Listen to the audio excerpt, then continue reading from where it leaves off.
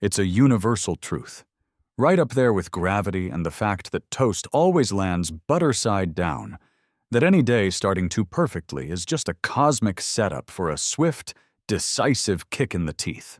My Tuesday began with that kind of ominous perfection. The coffee was magnificent, a single-origin Ethiopian bean I'd overpaid for, but its rich floral notes made me feel like a sophisticated adult, instead of a guy who was still technically in his pajamas at 11 a.m. From my second-floor office window, the sun cast a benevolent, golden glow over the tranquil, surgically manicured lawns of Harmony Creek. It was the kind of quiet that advertisers try to sell you in commercials for antidepressants. Inside, the only sounds were the gentle hum of my PC, the distant thrum of the dishwasher, and the click-clack of my keyboard as I put the finishing touches on a logo for a company called Positively Gourmet, an artisanal gluten-free dog biscuit bakery. I was meticulously adjusting the kerning on the tagline, "For the discerning canine," feeling the kind of low-stakes satisfaction that only a graphic designer can truly understand. This was my sanctuary, my fortress of solitude. A place where the biggest decision I had to make before noon was whether my coffee needed a splash of oat milk or a direct injection of Irish whiskey. Life wasn't exciting, but it was mine, and it was peaceful. Little did I know the beige Inquisition was already marching on my door. The disruption came in the form of a faint squeak of brakes and the soft thud of a mailbox closing. The mail was here. I padded downstairs, my slippered feet silent on the hardwood floors, and retrieved the day's haul. Junk mail for a credit card I didn't want, a coupon booklet for a pizzeria I'd never order from, an electric bill, and one more thing. It was a crisp, cream-colored envelope. The paper was offensively thick, the kind of stock reserved for wedding invitations and declarations of war. In the top left corner, embossed in a self-important gold font, was the logo for the Harmony Creek Homeowners Association, a creepy, vaguely cultish, smiling sun hovering over a perfectly symmetrical house and lawn. My stomach did a little flip. Nothing good ever came in an envelope that looked like it cost more than the stamp used to mail it. Back in my office, I slid it open with a sense of dread usually reserved for jury duty summons. Inside was a single, heavy sheet of paper, folded with unnerving precision. I unfolded it. At the top, in bold, aggressive letters, it read, "Official Notice of Violation." My eyes scanned the document, my brain struggling to parse the bureaucratic jargon. It was a formal violation notice, complete with a grainy, zoomed-in photograph of my office window, taken from the street like I was some kind of high-value surveillance target. A red circle was drawn crudely around my blinds. Below the photo was the description of my heinous crime. Violation of Harmony Creek HOA bylaws, Article 7, Section 4, Paragraph C. All window treatments visible from any community street or walkway must be of a pre-approved neutral color. Approved colors are limited to desert sand, HC 217, or gentle ecru, HC 218. The window treatment in question has been identified as Arctic White, a non-conforming color. Arctic White. That was my offense. The color of snow. The color of clouds.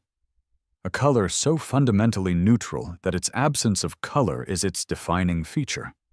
Apparently, in Harmony Creek, that was grounds for a public shaming. The letter was signed, in a frilly, passive-aggressive cursive, by one Brenda Mills, head of the Architectural Review Committee. I didn't know Brenda, but I already hated her with the fire of 1,000 non-conforming suns. The final paragraph was the real kicker. As per the community guidelines, a fine of $500 has been assessed to your account. This fine is due within 30 days. Failure to remedy the violation and pay the fine will result in further disciplinary action. I read it again, aloud this time, just to hear how insane it sounded. Disciplinary action? What are they gonna do, make me mow the community garden with safety scissors? For having white blinds? Not off-white, not eggshell, white. I slumped back in my chair, staring at the offending blinds. I remembered buying them at Home Depot a few months ago. It hadn't been a momentous occasion. It was a transaction born of pure, unadulterated logic. Step 1. Realize the morning sun is trying to burn your retinas out. Step 2. Go to the store. Step 3. Find the aisle labeled Things That Block the Sun. Step 4. Buy the blinds that fit your window and your budget. I never once considered the possibility that there was a legally mandated spectrum of beige I was supposed to adhere to.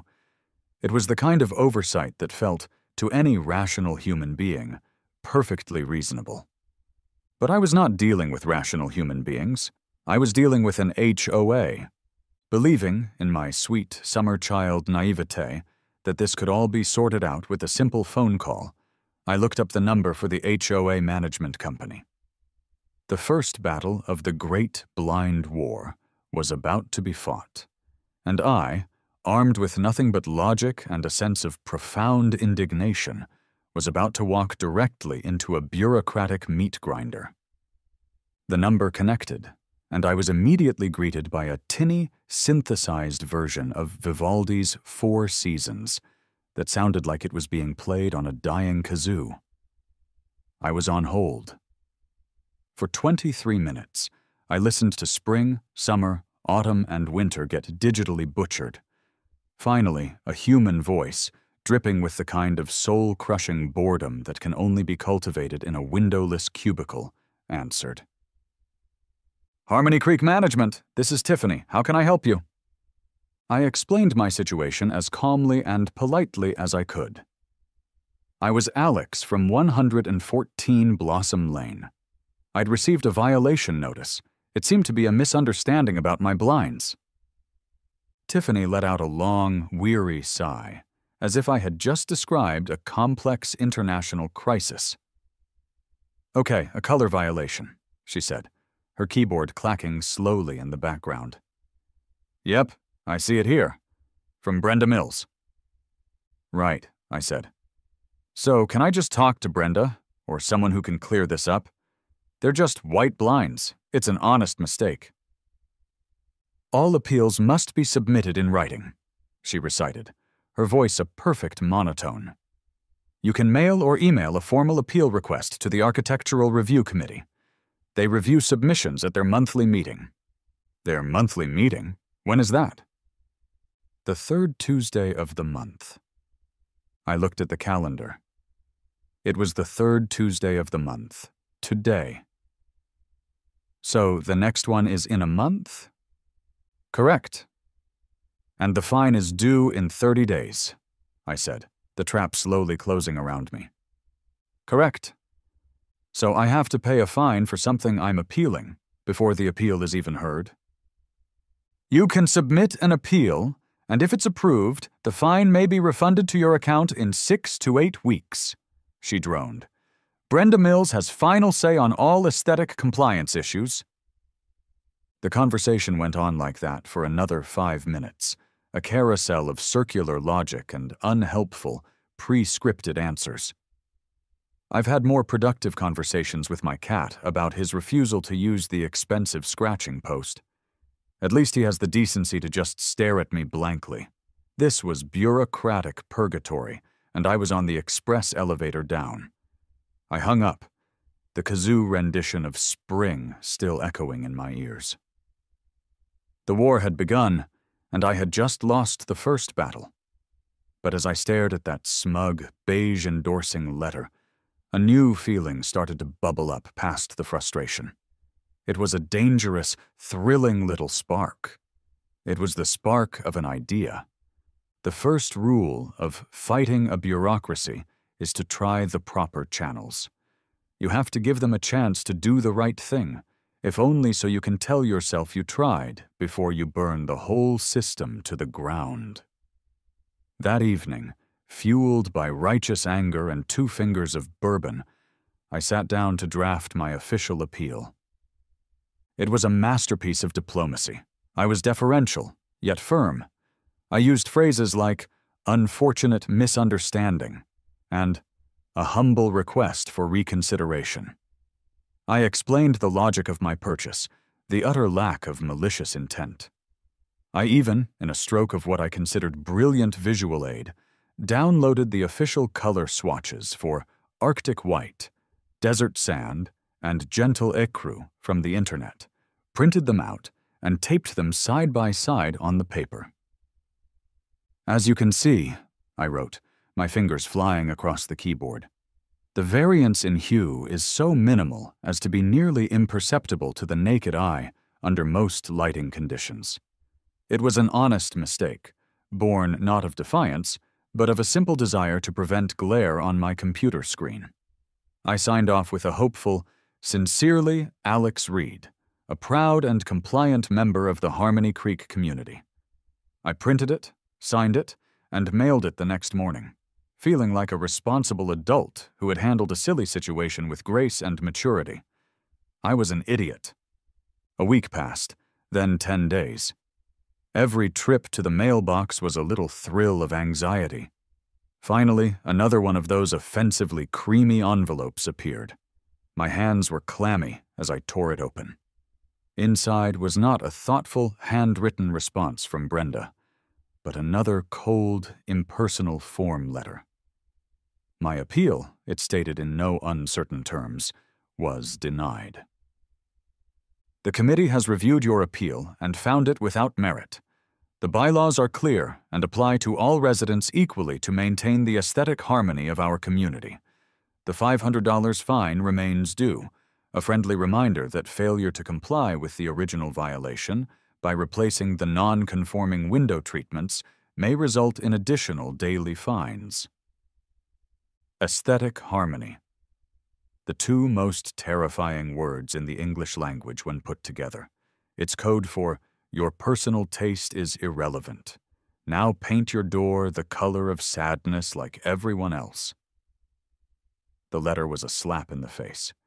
It wasn't just a rejection, it was a dismissal. My logic, my politeness, my carefully selected color swatches, they meant nothing. I was just another nail to be hammered down. I spent the rest of the day in a cold fury. I paced my office. I drafted and deleted 7 different scathing, profanity-laced emails to the HOA board. I seriously contemplated just paying the fine and buying the stupid beige blinds. It would be easier, it would be simpler, but something in me, some stubborn, primal part of my brain, refused to surrender. This wasn't about blinds anymore. It was about principle. It was about the audacity of someone like Brenda Mills, a petty tyrant armed with a clipboard and a rule book, having the power to dictate the color of my world. That night, stewing on the couch and staring at the offending white blinds, I was mindlessly scrolling through a tech news site on my phone. An ad popped up. Normally, I ignore them, but this one caught my eye. It was for a company that made transparent LED film for commercial storefronts. The video showed a bakery window that looked like a normal pane of glass 1 second, and the next, it was playing a stunning high-definition video of a croissant majestically rising, steam curling off its flaky crust. It was mesmerizing. And then it hit me. It wasn't a light bulb moment. It was a full-blown lightning strike to the cerebral cortex. I sat bolt upright, my heart starting to pound with a manic energy. I grabbed the HOA rulebook from the coffee table where it had been sitting, a monument to my misery. I flipped frantically to Article 7, Section 4, Paragraph C. I read the words over and over again, my grin spreading wider with each pass. All window treatments visible from any community street or walkway must be of a pre-approved neutral color. That was it. That was the whole rule. It specified the color. It didn't specify the material. It didn't say the blinds had to be made of vinyl or wood or fabric. It didn't say they couldn't be made of millions of tiny, light-emitting diodes. It didn't say they couldn't be a digital, pixel-perfect 4K rendering of that color. The rulebook was a weapon Brenda had used against me, and I was about to turn that weapon right back on her.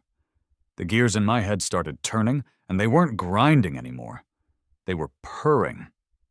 The next 48 hours were a blur of frenzied, obsessive research.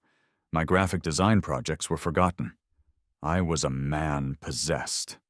I descended into the rabbit hole of the commercial display industry, a world of nits and lumens, pixel pitch and viewing angles. I was on sketchy Alibaba-esque websites looking at custom LED panel manufacturers.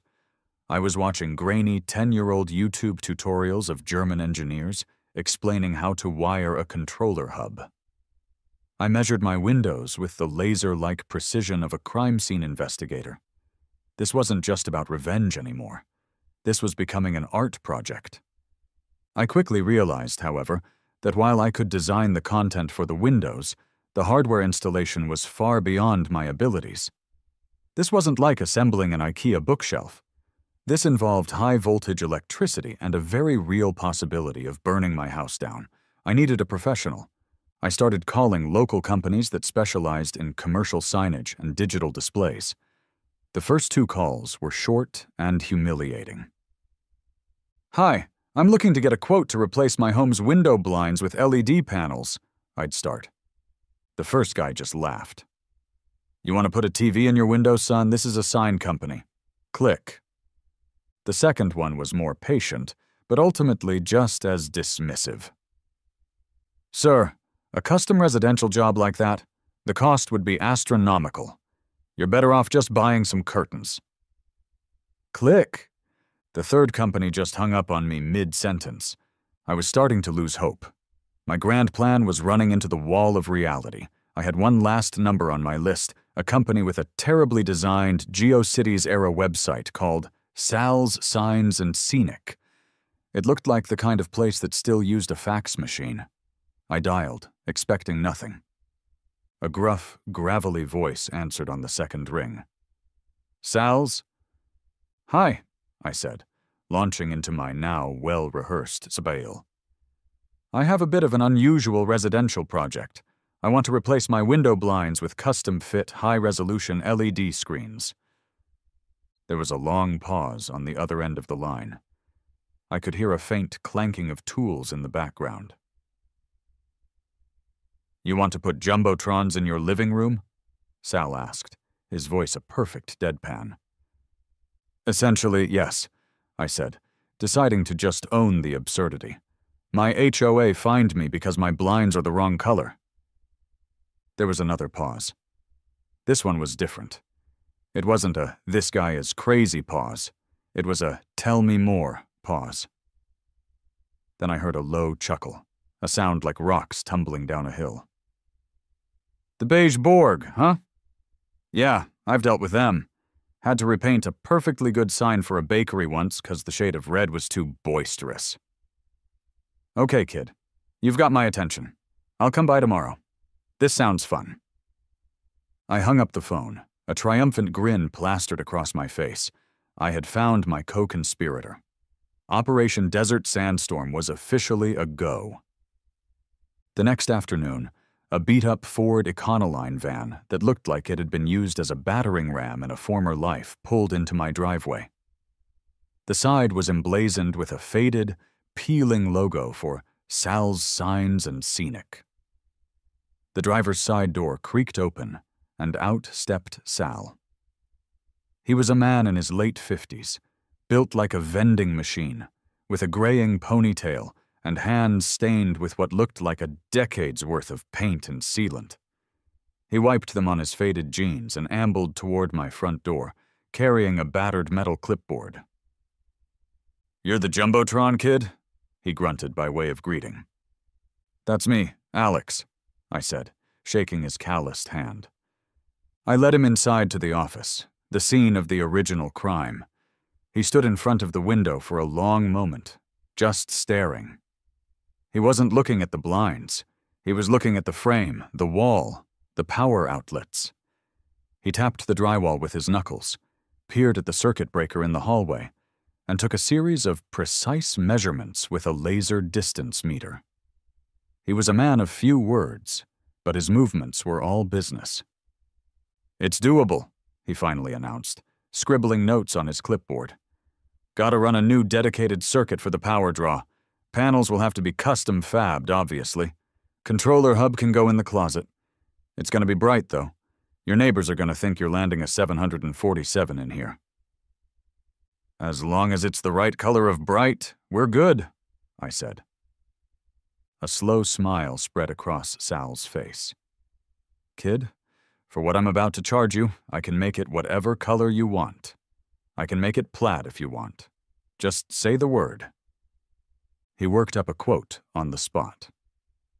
When he showed me the final number on his clipboard, my breath caught in my throat. It was, to put it mildly, significantly more than the $500 fine. It was more than my last 3 mortgage payments combined. It was a truly, colossally stupid amount of money to spend out of sheer spite. I looked at the quote. Then I looked at the HOA violation notice still sitting on my desk. I thought about Brenda's smug, dismissive letter. I thought about the kazoo hold music. "When can you start?" I asked. Sal's smile widened. "I like your style, kid. I'll order the panels today." A week and a half later, Sal's war-torn van returned, this time with 2 younger, quieter guys who seemed to communicate with him entirely through a series of grunts and head nods. They began the process of turning my office into a construction zone. Large, flat boxes containing the precious LED panels were carefully brought inside. Tarps were laid down. The air filled with the smell of sawdust and the whine of a power drill. The installation was an ordeal. They had to cut into the drywall to run the new wiring, a process that created a fine layer of white dust on every surface in my house. They argued in a language I was pretty sure was Polish as they mounted the custom-built frames inside the window casing. It was loud, messy, and stressful. My nosy neighbor, Mrs. Gable, an elderly woman who had lived on the street since the dawn of time and served as the neighborhood's unofficial intelligence agency, watched the entire process from her porch swing, her curiosity piqued. She'd occasionally wander over to ask what I was doing. "Getting some new blinds, Mrs. Gable," I'd say with a straight face. "State of the art." "They certainly look complicated," she'd reply, her eyes twinkling as Sal's crew wrestled another large black panel into place. I spent the 2 days of the installation in a state of high anxiety, a nauseating cocktail of buyer's remorse and giddy anticipation. This was either the most brilliant or the most idiotic thing I had ever done, and there was no turning back now.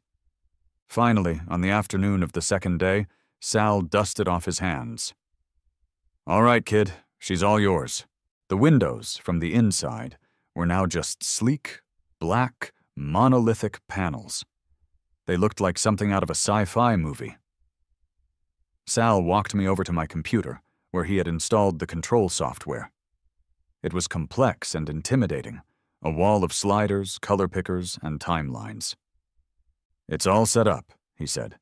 "You can upload static images, video files, whatever you want. Don't do anything I wouldn't do."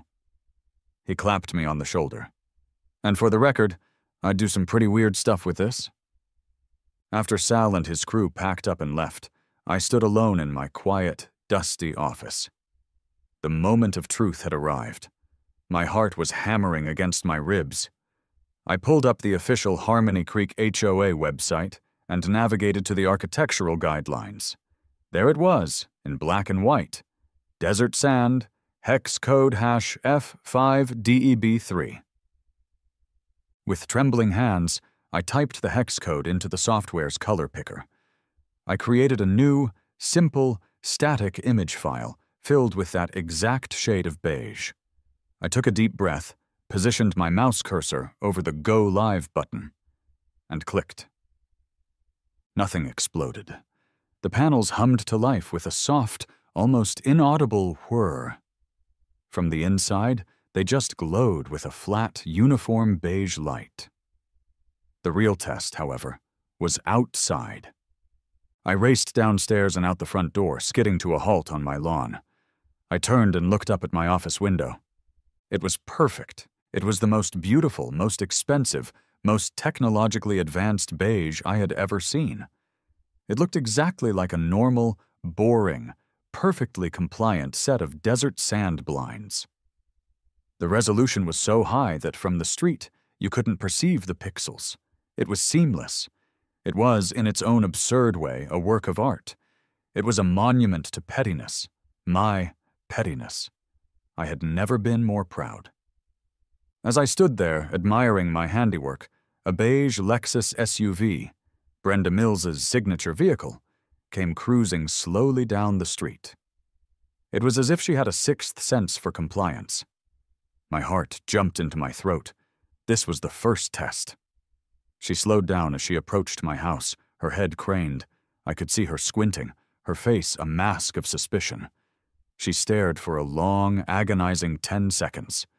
Then, apparently satisfied that the offending white had been vanquished, she accelerated and turned the corner, disappearing from view. I let out a breath I didn't realize I'd been holding. I had done it. I had passed inspection. I looked up at my magnificent, glowing $1,000 beige window and smiled. Round one had gone to me. But this was just the beginning. The real fun was about to start. For the first week, I was a model citizen. My windows displayed nothing but a constant, unwavering, and unimpeachably accurate field of desert sand. I paid the $500 fine online, sending a polite email with a photo of my new blinds to the HOA office as proof of compliance. I received a curt, one-sentence reply confirming the matter was closed. I wanted to lull them into a false sense of security. I wanted Brenda to drive by my house and feel the smug satisfaction of a battle won. Let the queen have her beige kingdom. For now. Then, I began phase 1. Subtle glitches. My campaign of psychological warfare started small. On Monday, I designed a tiny, photorealistic housefly. I programmed it to appear in a random spot on the blinds for exactly 2 seconds, precisely once every hour, on the hour. It was so small and so quick, you'd question if you'd even seen it. The first time I saw Brenda do her daily drive-by patrol, I watched through my binoculars as she passed. Right as her car was in front of my house, the clock struck 3 p.m. The fly appeared on the upper right panel. I saw her head do a tiny, almost imperceptible double take. She squinted, then shook her head slightly, as if clearing a smudge from her vision, and drove on. Victory. The next day, I programmed a barely perceptible flicker. For a single frame, the entire window would flash a shade of beige that was 1% brighter once every 15 minutes. It was the digital equivalent of a fluorescent light about to die, just enough to be unsettling. The day after that, I added a mouse cursor. It would dart into the bottom left corner of the window for half a second, then vanish. I saw Brenda park her car down the street and just stare at my house for 5 solid minutes. I could practically see the cognitive dissonance playing out on her face from 200 feet away. Her world of rigid, static rules was being confronted with something that was compliant, yet alive. By the weekend, I was ready for phase 2, malicious fidelity.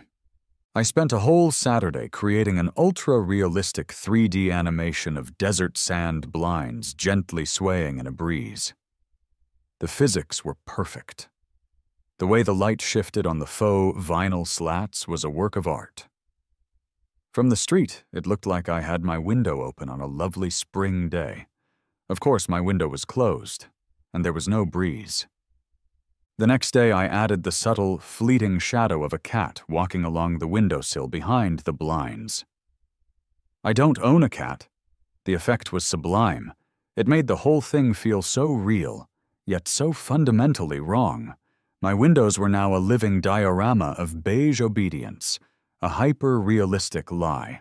The first official response came on Tuesday in another cream-colored envelope.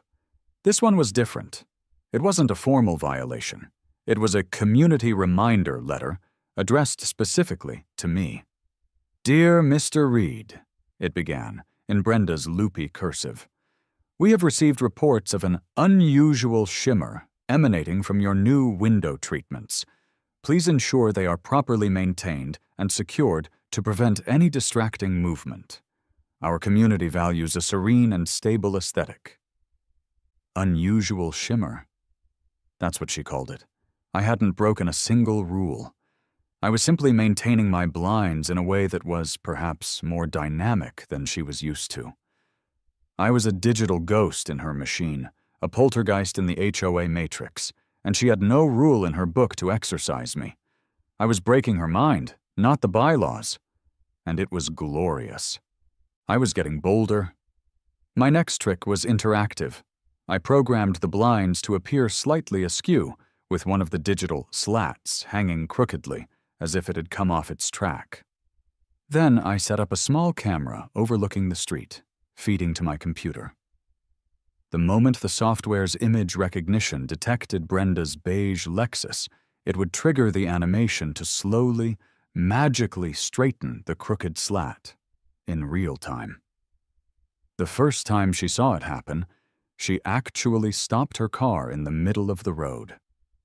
I watched, cackling, as she got out, stared at the window, got back in, and sped off. My rebellion did not go unnoticed. One afternoon, my doorbell rang. It was Mrs. Gable from next door, holding a plate of still warm chocolate chip cookies. "Alex, dear," she said, a mischievous twinkle in her eye. "I'm not one to gossip, but my goodness, your windows have been the talk of my bridge club. I brought you these as a token of my admiration." I invited her in, and over cookies and tea, she confessed everything. She'd been watching the show, as she called it, from day one. She loathed Brenda and the HOA board. "That woman once tried to fine me because my garden gnome was, and I quote, of a whimsical nature not in keeping with the community's aesthetic." "His name is Gerald," she huffed. "He's a veteran. From that day on, Mrs. Gable was my lookout, my co-conspirator. She would text me updates. Brenda's on patrol heading west on Blossom, or emergency HOA board meeting tonight. My sources say it's about digital disturbances." She was my woman on the inside. Armed with new confidence and an ally, I prepared for Phase 4, the masterpiece. This was my magnum opus, the culmination of all my efforts. It took me 2 days to set up. I put my DSLR camera on a tripod in my office and filmed myself. In the video, I was wearing a generic blue work shirt and a determined expression. I proceeded to act out, in painstaking detail, the process of installing a brand new set of perfectly normal, physical, completely compliant desert sand blinds. I unboxed them. I read the instructions. I struggled with the little plastic mounting brackets, the whole 9 yards. Then I edited the footage into a seamless, silent loop. And I played that video on my windows. From the street, the effect was mind-bending. People weren't looking at blinds anymore. They were looking at a screen, which was displaying a video of me installing the very blinds they thought they were looking at in the first place. It was malicious compliance folding in on itself. It was beige-colored art. Brenda saw it that evening. She stood on the sidewalk across the street for a full 10 minutes, her arms crossed, just watching the silent, looped movie of my faux compliance. She didn't have a clipboard. She didn't have a violation notice. She just had a look on her face of pure, unadulterated defeat. I hadn't just beaten her. I had transcended her entire reality. And she knew it. The day of reckoning arrived on a Thursday. I knew my video installation masterpiece was a step too far, a provocation Brenda couldn't ignore. I was sitting at my desk, trying to work, but my focus was shot. I kept glancing at the live feed from my street cam, waiting. Around 2 p.m., the the beige Lexus appeared. But this time it didn't just slow down.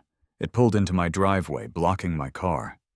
The driver's side door opened, and Brenda Mills emerged, clipboard in hand.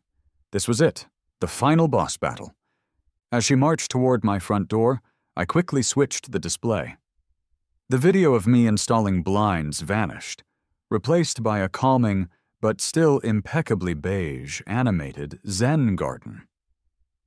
Digital sand was being raked into soothing patterns by an invisible force.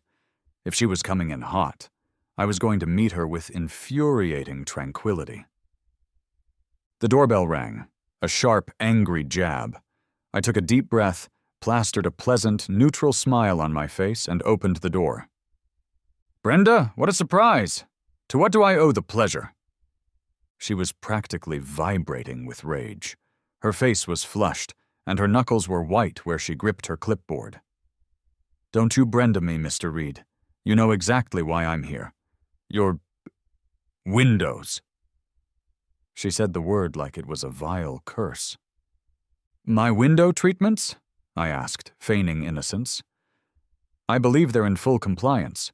Desert sand, hex code #F5DEB3. I can show you the email confirmation if you'd like." "I'm not talking about the color," she hissed, taking a step closer. "I'm talking about the movies, the shimmering, the crooked slats that fix themselves. You are making a mockery of our community standards." "A mockery?" I said, placing a hand on my heart in mock offense. "Brenda, I assure you, this is not mockery. This is meticulous, technologically assisted adherence. The bylaws state the required color, not the required material or state of matter." "Are you suggesting my blinds must be static? Is there a new rule against wind? Because the ones I saw you admiring yesterday had a lovely, gentle sway to them." Her eyes narrowed. "I saw you, on a loop, installing them. What is that?" "Oh, that?" I chuckled. "That was just a visual confirmation of my compliance. A sort of documentary piece. I wanted to be transparent about the process. Transparency is important in a community, don't you think?" Every calm, logical answer I gave seemed to fuel her rage further. She was sputtering, lost for words, because she was trying to fight a feeling, not a fact. I hadn't broken any rules, and her brain couldn't compute it. Defeated by logic, she did what all petty tyrants do when their power is challenged. She escalated. She pulled out her phone, her thumb jabbing at the screen. "That's it. I have had enough of your games. I am calling the police. You are creating a public nuisance." I almost laughed. The police? For what? Excessive beige? But I kept my composure, leaning against the doorframe. "You do what you feel you have to, Brenda." 20 minutes later, a police cruiser rolled up to my house. 2 officers got out. One was older, with a weary, seen-it-all-before look on his face, and a name tag that read Miller. The other was young, barely out of the academy, with a serious, by-the-book expression. His tag said Davis. Brenda launched into her story before they even reached the porch, waving her clipboard and pointing frantically at my window. "Officers, thank you for coming. This man, this Mr. Reed, has been harassing the neighborhood with his digital shenanigans. His windows, they flash and they move and they mock me." Officer Miller sighed, a sound that carried the weight of 1,000 ridiculous suburban disputes. He turned to me. "Son, what's going on here?" I gave him my most earnest, reasonable smile. "Good afternoon, officers. Honestly, I'm as confused as you are. This is Brenda from our homeowners association. She was concerned about my window blinds." I gestured up at the window, where the digital Zen garden was still peacefully raking itself. "As you can see, they're beige, which is the city-approved color, I assume?" Officer Miller and Officer Davis both looked up at the window. They looked at it for a long time. "So, let me get this straight," Officer Miller said slowly, turning back to Brenda. "You called 911 because his blinds are the right color?" "No!" Brenda insisted, her voice getting shrill. They're not blinds, they're screens. They do things. He's projecting images. It's not right. The rookie, Officer Davis, dutifully flipped open his notepad. Ma'am, is his window displaying anything illegal? Obscene imagery? Is it flashing like a strobe light and causing a traffic hazard? No, it's mocking beige, she practically screamed. Officer Miller put a hand to his forehead and rubbed his temples. I could see his shoulders shaking slightly as he tried to suppress a laugh. Mocking beige, he repeated, his voice strained. Ma'am, with all due respect, there's no law against mocking beige. This is an HOA matter, a civil issue. This is not a police emergency. Please do not call 911 for this again. He turned to me. Sir, have a good day. Try to, keep the beige respectful. He gave me a barely perceptible wink. The two officers turned and walked back to their cruiser, Officer Miller muttering something to his partner that made the younger cop crack a smile. Brenda was left standing on my lawn, sputtering, her face the color of a non-compliant, boisterous red. She had fired her biggest cannon, and it had turned out to be a water pistol. I gave her a polite little wave. Have a great day, Brenda. She shot me a look of pure venom, spun on her heel, and stomped back to her Lexus. The battle was over.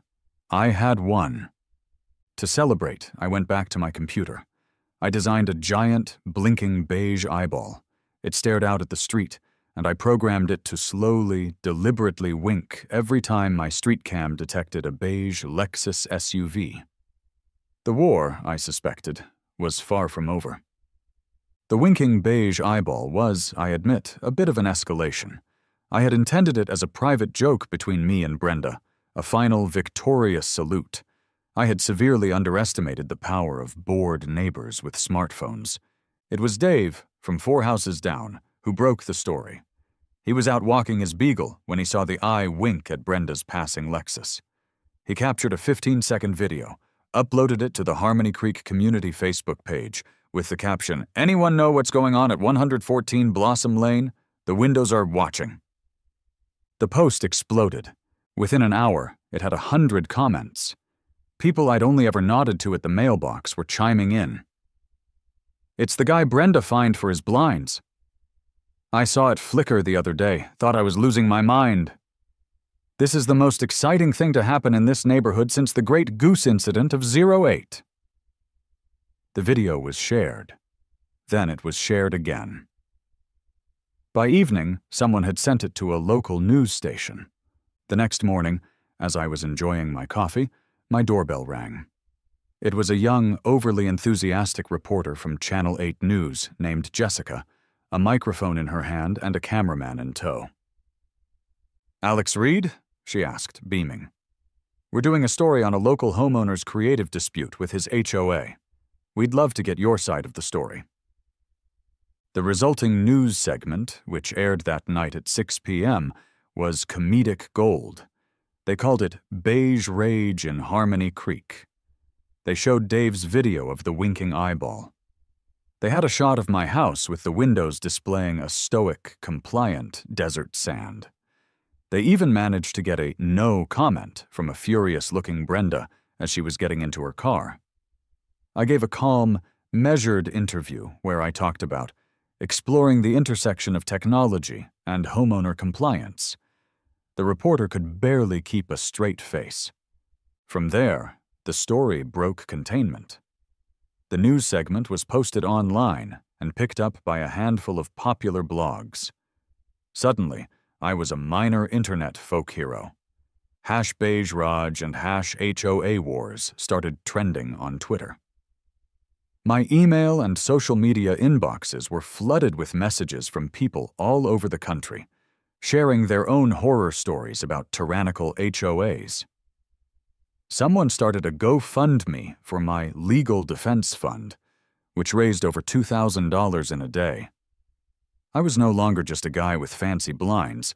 I was a symbol of suburban rebellion, This, of course, sent the Harmony Creek HOA board into a full-blown 5-alarm panic. They were a laughingstock. Their petty kingdom was being exposed to the world, and like any cornered animal, they lashed out. A few days later, a certified letter arrived from a high-powered downtown law firm. It was a formal cease and desist, dripping with intimidating legalese. It accused me of creating a digital nuisance, of disrupting the tranquil character of the community, and, most laughably, of diminishing property values. It threatened a massive lawsuit if I didn't immediately decommission my emissive window displays and revert to approved non-luminous window treatments. They also announced an emergency outdoor community meeting to be held in the cul-de-sac at the end of my street. The agenda: to publicly censure me and vote on an emergency bylaw amendment that would specifically ban any and all emissive, digital, or screen-based window treatments. They were trying to rally the neighborhood against me, to shame me into submission. They had no idea who they were dealing with. The night of the meeting arrived. It was a cool autumn evening, and the whole neighborhood was there. People brought lawn chairs and thermoses of hot cocoa.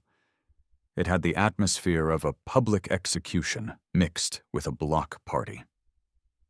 Brenda and the 3 other board members stood at a makeshift podium, looking stern and important. I knew this was my moment. This was the grand finale. I had spent the past 2 days preparing. My secret weapon, Mrs. Gable, had been feeding me intel, forwarding me emails from disgruntled neighbors sharing their own ridiculous violation notices. Brenda stepped up to the microphone, her voice amplified by a small, crackling speaker. "Residents of Harmony Creek," she began, her voice quivering with indignation. "We are here tonight to address a serious threat to the fabric of our community. A flagrant disregard for the rules that keep our neighborhood beautiful and our property values high." As she spoke, my office window, dark until this moment, flickered to life. A gasp went through the crowd. Displayed in enormous 10-foot-tall letters was the full text of my original violation notice, the one for my Arctic white blinds. Brenda faltered, but pressed on. "A campaign of digital mockery that cannot be tolerated." The screen changed. Now it was flashing through dozens of other violation notices Mrs. Gable had collected for me. Violation: unapproved seasonal wreath on front door, excessive glitter. Violation: garbage can visible from street for 25 minutes past the 6 p.m. deadline. Violation: detection of non-native grass species, fescue, in front lawn. With each one, a wave of murmurs and angry muttering went through the crowd. People were seeing their own petty grievances and those of their neighbors broadcast for all to see. Brenda's voice grew desperate. "This is about order. This is about standards." The display changed again. It was now a simple, live poll. Who should decide the color of your blinds? A, you, B, Brenda. Below it, an instruction. Text your vote to 555 and 0182. A sea of phones came out. The results flooded the screen in real time. The bar 4A shot up, a tidal wave of Democratic outrage. The final tally was 98 votes for A, 1 for B. I assumed that was Brenda's. Brenda was being openly heckled now. Her face was pale. She had lost the crowd. She had lost control. For the grand finale, as the board members huddled behind the podium in a state of panic, I pushed the final command. The poll vanished, replaced by a massive, stark white QR code against a black background. Above it, in simple, bold letters, "Recall the HOA board." The effect was instantaneous. A cheer erupted from the crowd. Everyone's phone was up again, not to record, but to scan. The code linked to a pre-filled online petition Mrs. Gable and I had set up that afternoon. In that moment, watching the faces of my neighbors, liberated, laughing, and united, I knew the war was over, and the Beige Inquisition had fallen. The fallout from the digital coup, as the Channel 8 news anchor gleefully dubbed it, was swift and decisive. The online petition to recall the HOA board garnered enough signatures in less than an hour. Faced with overwhelming public humiliation and a neighborhood that had turned completely against them, Brenda Mills and the entire board tendered their resignations via a terse, community-wide email the very next morning. The threatening letter from the high-powered law firm was quietly rescinded. A revolution had occurred, not with pitchforks, but with pixels and QR codes. A special election was held a few weeks later. A new, much more reasonable slate of candidates ran on a platform of common sense and fewer rules. To her initial horror and eventual reluctant acceptance, Mrs. Gable was nominated and elected as the new HOA president. Her first official act at their first meeting was to introduce a motion to repeal 36 of the most ridiculous and petty bylaws. The motion passed unanimously. Among the first to go was Article 7, Section 4, Paragraph C. The mandatory beige was dead. My internet fame faded as quickly as it had arrived, leaving me with a healthy GoFundMe balance, which I donated to a local animal shelter, minus the cost of the windows, and a strange new reputation as the window guy. But now I was faced with a philosophical question. What do you do with weapons of mass disruption when the war is over? I couldn't go back to a static beige display. It would feel like a betrayal. But I also couldn't keep tormenting a non-existent enemy. The screens needed a new purpose. So I decided to turn them into a force for good, and occasional, tasteful fun. On the 4th of July, they displayed a beautiful, slow-motion animation of fireworks exploding over a silhouetted skyline. On Halloween, a spooky, haunted forest with glowing eyes that would occasionally peer out from behind the trees. For the entire month of December, my house became a giant, digital snow globe, with gentle flakes falling peacefully day and night. It became a neighborhood feature. When Dave down the street's son turned 10, I put up a "Happy Birthday, Kevin" message with animated balloons. When a neighbor's cat went missing, my windows became the world's most advanced "Lost Cat" poster, complete with a picture of whiskers and a contact number. Most days, though, they displayed stunning, hyper-realistic landscapes that changed with the seasons. In the deep winter, it was a majestic, snow-covered mountain peak. In the vibrant burst of spring, a time-lapse of cherry blossoms blooming. In the autumn, a crisp, New England forest of fiery reds and oranges. My house became a living piece of art. Months passed. Life in Harmony Creek settled into a new, more relaxed normal. The lawns were still manicured, but here and there, a whimsical garden gnome would appear without fear of reprisal. One Saturday morning, I was sitting at my desk, drinking my coffee. My career had taken an unexpected turn. A creative tech company in the city had seen my story and hired me as a special consultant for unconventional user engagement. I was no longer designing dog biscuit logos. I was getting paid to come up with weird, interesting ideas. I looked out my window, which currently displayed a serene, breathtakingly beautiful beach sunset, the digital waves lapping gently at the shore. My doorbell rang. I went downstairs and opened it to find a young couple, looking a bit nervous and holding a welcome basket filled with muffins. "Hi," the man said, extending a hand. "We just moved into the greenhouse down the street. I'm Mark. This is Sarah. I have to ask, are you the window guy?" I smiled, a genuine, relaxed smile. "Yeah, that's me, Alex. It's nice to meet you." I took the basket. "Welcome to the neighborhood. It's pretty quiet here for the most part." They laughed, and we chatted for a few minutes before they continued on their way. I closed the door and leaned against it, looking at the basket of muffins. I started this whole thing because of a $500 fine over the color beige. All I wanted was to be left alone, to live in my own house by my own rules. But in the process of fighting for my right to be boring in my own way, I had accidentally brought a little color back to the whole neighborhood. And as for the screens, they were a good reminder.